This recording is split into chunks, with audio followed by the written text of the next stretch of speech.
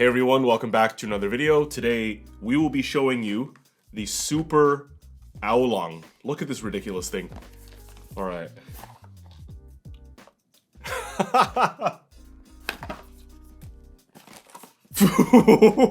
Okay, all right. All right, it's supposed to be open like this. Why does it even open like this? Why couldn't you glue this?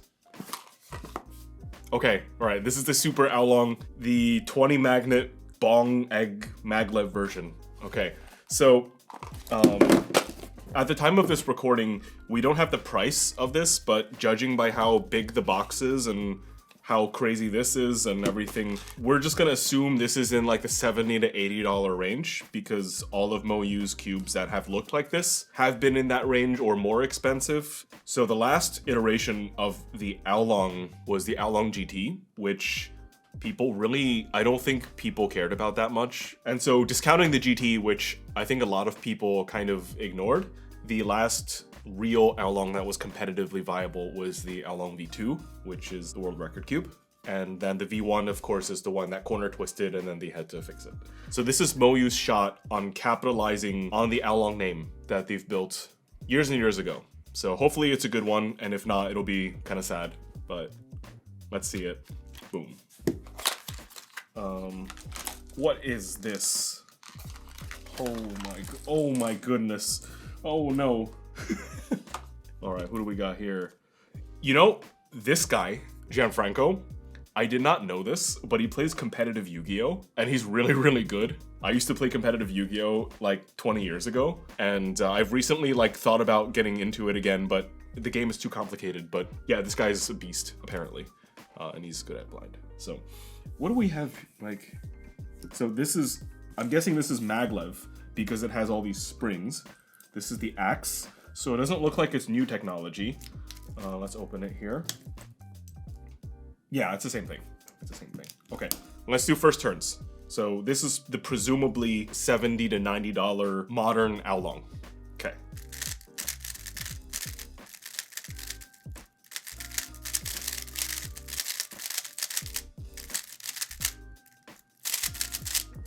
You know, it's actually pretty good. The only problem I have with this is that it's really similar to a lot of the other cubes that have existed. So to kind of give you an idea, this is a Huameng TG. This is a Super AoLong 2. This is a Super AoLong 1.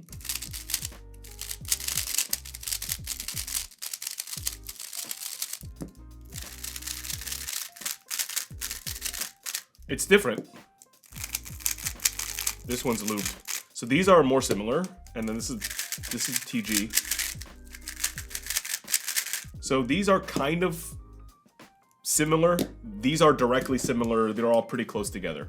So let me take you back to more than 10 years ago, okay? So this is the year like maybe like 2013, okay? So on one end you have smooth, and the other you have tactile, right? So a cube that's like completely smooth would be around here, and a cube with a ton of bumping on the inside where you feel each turn will be around here. So I think like the original AoLong was smooth, right? And then the original AoLong was like here, right? So this is like how the cubes were kind of marketed in the past, or at least how they should have been marketed, because you want your two like main lines to be different, right? You want like, for fans of smooth, you direct them towards this, and if you want to be all touchy-feely on the inside, you get the AoLong. But the thing is, like, with this cube here, there's contact on the inside. This is highly tactile, but you know what? So is the Huameng TG, and so is this. But this is still smoother than this. So, like, if you were on this side, I would say the cube is smooth, and on this side, the cube is tactile. I would probably put the Super AoLong here, and then like the Super AoLong here. In like 2025 land, like this is where I would put these two cubes. They're both on the same side. They're not as like crazy tactile as the original AoLong was relative to its competitors, but they're very, very close. And I don't know, I kind of hate the Huameng TG. It like ranks low on the tier lists, but this is also quite, you know, quite tactile. It's like pretty much the same, or it could be like out here a little bit. But my point is, like, the feel of these cubes is really similar. It's like all on the same side. It really makes it then down to the details whether you like this cube or not. Communicating that level of detail is really hard in marketing. So when I tell you that this cube is tactile, but it has like a deeper, slightly more tactile feel than the Super AoLong, it's kind of hard for me to get my point across effectively for you to say, oh yeah, I want to buy that cube. It's $80, but sure. You know, like if I had told you that this cube is smooth and there's almost no like friction on the inside and it just turns straight, it's so different from any other cube that MoYu has, where you would be like, oh, okay, like I know I want that one because that's what it is, right? So I think it's going to be a little hard to convince people to buy this because it's tactile also. All right, and so here is a matte version of the same cube, and this one is stock. This one's been lubed, so this is what it feels like. Stock. It's very fast. Okay, so let's open these cubes up. I'm really curious to see how exactly this is different from the AoLong 11 and the Super AoLong and then the Super AoLong V2. Let's open these guys. See what we got here. So again, not an engineer, so all I'm seeing is just surface level sort of size differences between the pieces, but this is what the cube looks like. So in no particular order, let's try the AoLong V1. This is the Super AoLong V1. So, okay, so this is like clearly the proportions are different, and yeah, this is overall like a different cube. Let's check the AoLong V2. Okay, so this one, in terms of like the proportions of the pieces, this one's a lot closer. Yeah, clearly there are some differences in the edge, but this is much closer to the AoLong V2, the Super AoLong V2, than it is the V1. Yeah, and what's interesting here is like when you see the pieces next to each other, you'll see that this cube on the left, the Super AoLong V2, has a gap between the edge and the corner that is like kind of V-shaped, whereas this one is a small slit over here. So there's a lot more contact between here and this side of the corner, which is really interesting. We have the AoLong V11. So this is one of my favorite cubes. Yeah, the corners are very, very similar. I don't think the corners have changed too much. And then, yeah, the edges are different. And this is another sort of like more complex gap between the pieces, whereas the gap between the pieces is smaller here.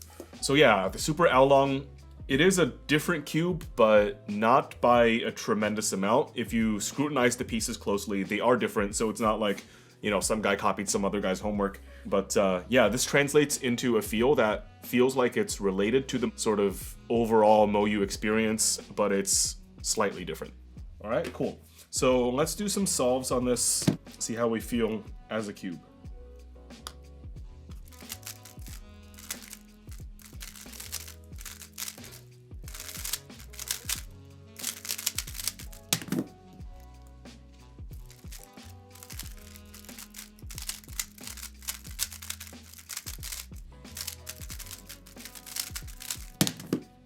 Alright, so let's talk about first impressions on this cube. So I did about maybe like 15-20 solves on it. Yeah, I think the big thing for me is the most pronounced feeling is that it's fairly springy.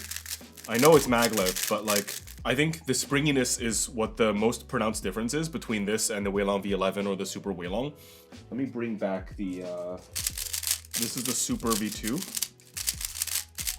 Like when you turn, the turn is straight, and you don't feel the recoil or the springiness. I think there's something in here. It's probably a combination of the magnets on the inside and the piece geometry that is like giving you more feel at the end of the turn. So this is the Super AoLong. The Super AoLong turns in a straight line in a more straightforward way, whereas this one has a little more of a feel at the end of the turn. Whether I like that or not, I'm not sure, but that's the biggest difference. And other than that, there aren't too many other articulable differences, which is why I think marketing this cube is kind of tough, because it's so similar to the other cubes. I do want to throw some lube in it, because it's a little fast. I've been putting Super Honey in like everything. So we'll see how the cube performs. I'm hoping that it'll calm down the speed a little bit. So yeah, after the Super Honey, this cube was definitely easier to control. I guess that's what Super Honey does. I quite like it. So as a cube, I think it's great. I get normal times on it. I just came off the GAN V100. I think these are very radically different cubes. The V100 feels like there's nothing there.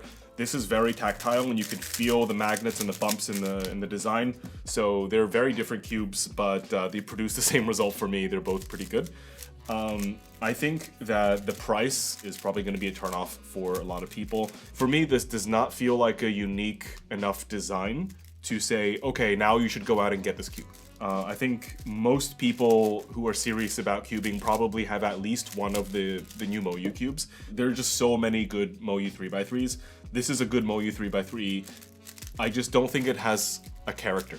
If this was like a character in a movie and the credits were rolling, it would be like man number 5. You know, it just like it's not main character material. Like it doesn't have something that I can articulate saying like, yeah, this is like this cube and it does this, because everything else does something kind of similar to it.